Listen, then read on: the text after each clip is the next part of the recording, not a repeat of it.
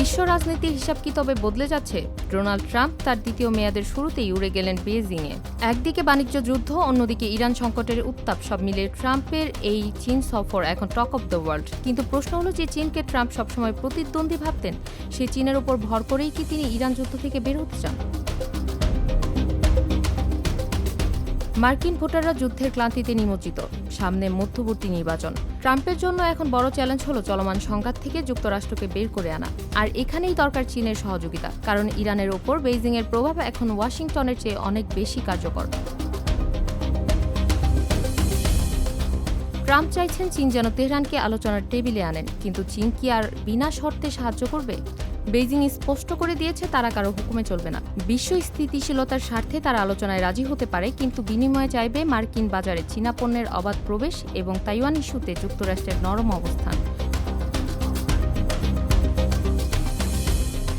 শুধু যুদ্ধ নয়, সংকটে আছে মার্কিন প্রযুক্তি খাতও।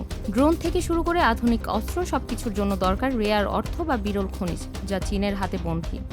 ট্রাম্প একদিকে চাইছে চীন যেন তাদের সয়াবিন ও ভুট্টা কেনে, আবার অন্যদিকে চীনা বিনিয়োগে বাধা দিচ্ছে। চীনের লাল দাগ হলো তাইওয়ান। ট্রাম্প যদি ইরান ইস্যুতে চীনের বড় কোনো ছাড় চান, তবে তাইওয়ান প্রশ্নে তাকে বড় কোনো প্রতিশ্রুতি দিতে হতে পারে, যা তার দেশের অভ্যন্তরীণ তীব্র রাজনৈতিক বিরোধ তৈরি করতে পারে। এই বৈঠক থেকে জাদুকরী কোনো সমাধান হয়তো এখনই আসবে না।